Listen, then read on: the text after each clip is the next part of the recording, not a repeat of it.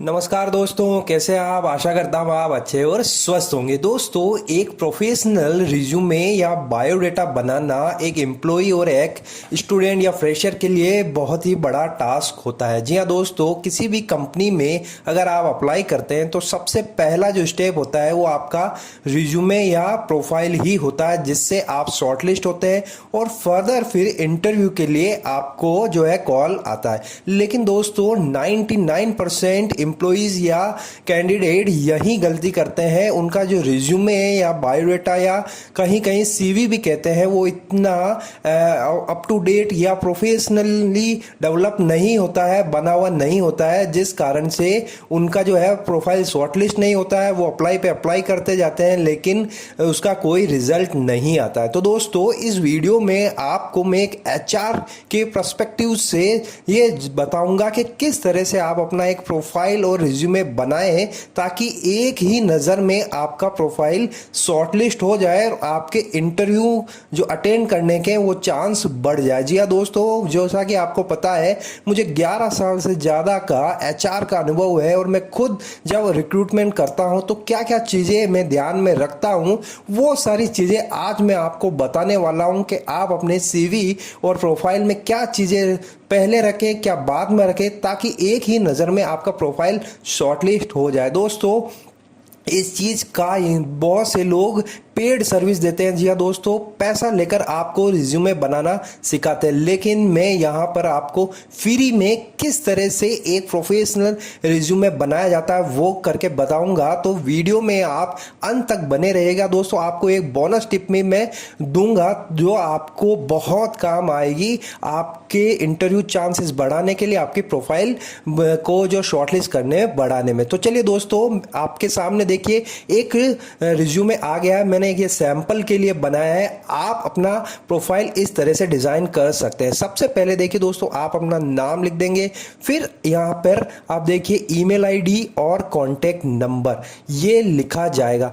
फिर देखिए दोस्तों, अक्सर गलती ये होती है कि एक कैंडिडेट अपने रिज्यूमो को इस तरह से डिजाइन कर देता है कि जब एक hiring manager, recruiter, HR search करता है तो वो कंफ्यूज होता है कि उसको जो वो ढूंढ रहा है क्वालिफिकेशन या एक्सपीरियंस उसको मिलता नहीं है। वो नीचे जाता है, ऊपर जाता है और इस दरमियान वो फिर आपके प्रोफाइल को क्लोज कर देता है और नेक्स्ट पर बढ़ जाता है। दोस्तों, एक एचआर के पास में, एक हायरिंग मैनेजर, रिक्रूटर के पास में इतना टाइम नहीं होता है कि वो आपके पूरे प्रोफाइल को देखे। जी हाँ दोस्तों, जब कोई किसी वैकेंसी निकलती है किसी कंपनी में तो दोस्तों हजारों की संख्या में एप्लीकेशंस आते हैं। जी हाँ दोस्तों, हजारों की संख्या में एप्लीकेशन को पूरा पूरा पढ़ना, देखना ये मुश्किल भरा काम होता है। कोई भी रिक्रूटर, एचआर पूरा का पूरा प्रोफाइल नहीं देखता है। उसको बस मात्र जो चीजें उनको चाहिए, अगर वो एक ही झलक में 15 से 20 सेकंड में अगर वो दिख गया तो वो सेलेक्ट कर लेते हैं, अदरवाइज वो नेक्स्ट पर बढ़ते हैं। तो यहाँ देखिए, सबसे पहले हमें जो काम करना है अपनी प्रोफेशनल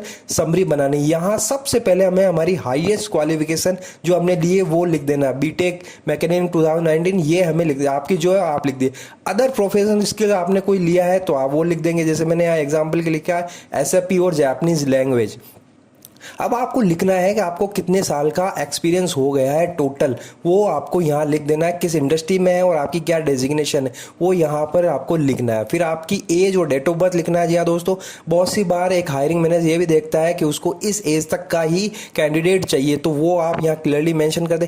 परमानेंट एड्रेस और करंट एड्रेस जरूर लिखिए। दोस्तों, बहुत सी बार एक हायरिंग मैनेजर लोकल कैंडिडेट ढूंढता है या पर्टिकुलर सिटी में ढूंढता है, तो आपका करंट एड्रेस बहुत मायने रखता है। फिर आप एक दो लाइन में अपनी हल्की सी स्किल्स और समरी लिख दीजिए। यहां पर जैसे मैंने लिखा, I am good in production planning execution, good in SAP handling, can communicate in Japanese language apart from English, Hindi and Marathi. ये आपका जो भी स्किल्स है वो आप 2 लाइन में लिख देंगे। रिलोकेशन का जरूर मेंशन करें, I am ready to relocate anywhere, या किसी प्रेफरेंस आपकी सिटी है तो वो ज़रूर मेंशन कर दीजिए कि मैं पुणे, मुंबई, दिल्ली के लिए प्रेफरेंस रहेगा। अदरवाइज में आप कहीं भी एनीवेयर लिख सकते हैं। नोटिस पीरियड का ज़रूर जिक्र करिए दोस्तों, क्योंकि एक हायरिंग मैनेजर ये बहुत सी बार इमीडिएटली हायरिंग करते हैं और अगर आप ये मेंशन नहीं करते हैं तो आपका प्रोफाइल शॉर्टलिस्ट होने में थोड़ी दिक्कत आ सकती है। आप ज़रूर मेंशन कर दिए आप 30 दिन में अवेलेबल हैं, 15 दिन में, या इमीडिएटली अवेलेबल हो जाएंगे। तो दोस्तों, इस तरह से सबसे पहला जो स्टेप आपको प्रोफेशनल समरी बना देना। एक रिक्रूटर के पास में इतना ही समय होता है। जी हाँ दोस्तों, मात्र 10 से 15 सेकंड में अगर उसके जॉब डिस्क्रिप्शन, अगर उसके बाद जो होता ही हर एक रिक्रूटर के पास में जॉब डिस्क्रिप्शन होता है, जिसमें क्वालिफिकेशन, एक्सपीरियंस और एड्रेस कहाँ का है और उसकी एज क्या है, 3-4 चीज़ें ही उनको देखनी होती है। और अगर ये शुरू में ही आप उन्हें दिखा देते हैं तो दोस्तों आपका फर्स्ट स्टेप पूरा हो गया है। आप का जो है प्रोफाइल शॉर्टलिस्ट हो जाएगा। जो पूरा डिटेल में रिज्यूमे पढ़ा जाता है, देखा जाता है, वो सेकंड स्टेप आता है। लेकिन दोस्तों बहुत से एम्प्लॉय यही मात खा जाते हैं। अब आप डिटेल में लिख दीजिए, नीचे की तरफ में आपका जो भी एम्प्लॉयमेंट स्कैन है, जहाँ जिस कंपनी में आप काम कर रहे हैं वो लिख दीजिए, क्या कर रहे हैं, किस कंपनी का क्या प्रोडक्ट्स वगैरह वो लिख दीजिए, जो प्रोफाइल रिस्पॉन्सिबिलिटी आपकी क्या क्या है वो आप मेंशन कर दीजिए। अगर आपने एक से ज़्यादा कंपनियों में काम किया है तो वो आप मेंशन कर दीजिए। यहाँ पर मैंने एक कंपनी का किया, आपने अगर 2 से ज़्यादा कंपनियों का काम किया तो वो मेंशन कर दिया। और टोटल एक्सपीरियंस में पूरा लिखना है आपको, कितनी ईयर का आपको एक्सपीरियंस हो गया है। नीचे आएंगे तो नीचे आपको अपना एजुकेशन और प्रोफेशनल डेवलपमेंट आप यहाँ पे डिटेल में लिख देना है। चाहे आपने बीटेक कब किया है, आपने 12th 10th कहाँ से किया है, कब किया है, और टेक, ये सारा आप यहाँ डिटेल में लिख दें। टेक्निकल एंड प्रोफेशनल स्किल्स लिख देंगे, आपको क्या क्या आता है, क्या लैंग्वेज, यहाँ पर आप डिटेल में थोड़ा सा लिखकर बता देंगे। तो यहाँ पर आप थोड़ा डिटेल में लिखेंगे। नीचे आएंगे तो फिर आपने कोई प्रोजेक्ट या सर्टिफिकेशन किया है वो मेंशन कर देंगे।